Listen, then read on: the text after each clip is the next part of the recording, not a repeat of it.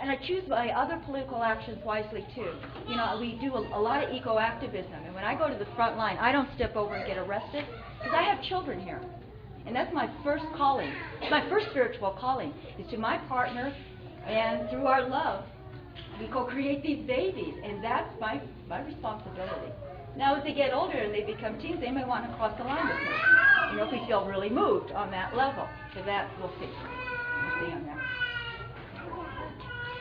Also to that question about the future, a really good book I would recommend to everybody is Foundations of Psychohistory by Lloyd DeMoss. And he speaks about how culture actually evolves depending on the kind of relationship from parent to child. And to the extent that we can improve the relationship to our children, that the whole culture is going to do much better. And it's really a very optimistic view, because what you realize when you read about the history of childhood, it was really pretty grim for a long time, the way children were treated. I mean, they were you know, for a long period of time, they were actually, if you didn't like your child or it was the wrong sex, and it's still like this someplace, you just basically abandoned the child. And there were other times when the children were put in all kinds of weird contraptions to keep them from moving around. But each culture, as it's improved the child relationship to the parent, as the parent has been more kind and more gentle and more caring and loving, then the whole culture has become saner and therefore are able to that much better treat their children. So it's an ongoing process. It's really fairly optimistic.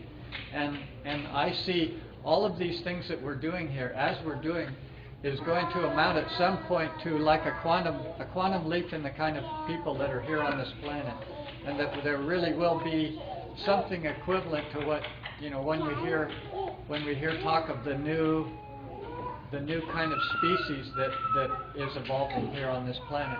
I think what we're doing here now is really laying the groundwork for something that's going to be as different as we are from Cro-Magnon. There's going to be some people here who are really practicing love and mental telepathy and all kinds of amazing, wonderful things, primarily based on having a good childhood, a good birth, a good conception, good perinatal time. Again, you understand that when each of us arrives Earthside, the first moment, we are at our learning curve. We're at the optimal place to learn. Learning point. Learning point. However, if we're hurt, we recoil from experience and we shut down, and we lose valuable neurons each time that happens. Each time a baby is hurt, a baby is abandoned, emotionally, physically, spiritually, soulfully, on any level, that baby recoils and is not able to learn. I mean, you just check it out. You know, those of us who have children, when our kids are happy, they learn at an astonishing rate, don't they? Whereas if they're hurt and they're pain, they're not learning anything. They're just processing an overwhelming feeling. And this was made again very well by Laura, in terms of, you know, what's the image of somebody who's in pain? It's contracted and drawn into themselves, and, you know, white pale. There isn't energy. There isn't life. What kind of learning is going on there? It really isn't. So we like to let the children have fun and play and see what they're enjoying, and then feed that and go with where it is that they have wonder and life and pleasure and joy, and teach along those lines. Yeah. When our son Quinn showed an interest in images, he really liked to work with drawing and art, and then it moved on to a camcorder and making little clay animation movies. He'd sculpt these beeswax figures, click, move it, and create feature-length movies. Some of them are dreams, which were really beautiful. Dad enters it in the county fair. It wins first place. It goes to state fair. So he's interviewed.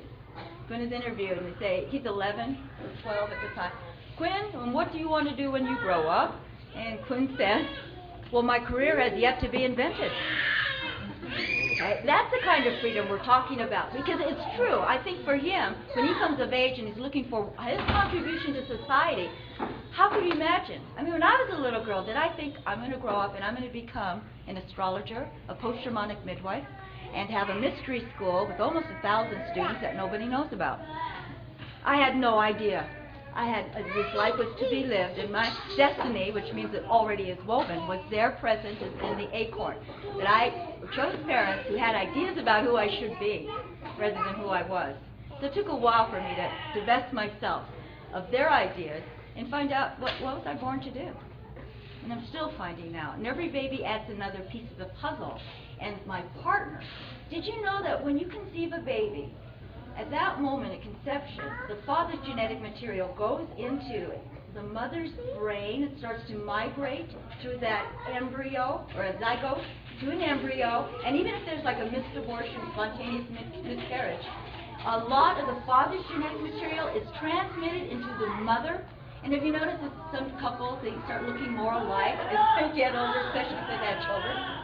I think that's an awesome idea, because, you know, especially I wisely chose my gender. I just love being a woman, because what I have is an experience. I love this man, and I can have him inside of me, and I can keep this fruit of our loving for 10 moons. I carry it beneath my heart, and then I give it back to you as a gift. It's the most incredible picture of what our love looks like. And this is the wonderful part, and Marilyn Moran really brought that out, is that when the father then receives the child, it's a complete circle, because most men say, well, what's in it for me, or what did I do here, or am I the father? You've heard the joke. It's a mother's baby and father's maybe. So what we have is a situation where the full cycle is completed, and the male realizes that his contribution does come back. And I know I suffer from this. My children have just heard this recently, but they've been helping me lately by telling me that I'm doing something good. But I've wondered, well, what's my contribution to the family? What do I really do? Yeah, I bring home some money and all of that. But what's my real place in the home as a father? And I leave the men this question: what really is your place? One of the answers, of course, is as the visionary. I've heard the men here with the dreams. I've heard the men here with the ways that they support the family, and of course that's great. But also, what is your main contribution to the family? I think there's still something for us to learn as men about that. But certainly, the home birth with the mother, father there, not only is it very attaching, but it also gives the man a feeling like something is completed. And it's like Ray said, better than the ninth inning home run. The feeling that this is really completed, that the sexuality that you began 9 months is actually, that's the fullness of it. And how many of you remember the phrase "going all the way" and what that meant? Well, my testimony is that going all the way is to have a conscious conception, to be able to conceive consciously, to say that we're making love and we're going all the way. We're actually pointing the eggs and the sperm to the same place, and that's the true definition of going.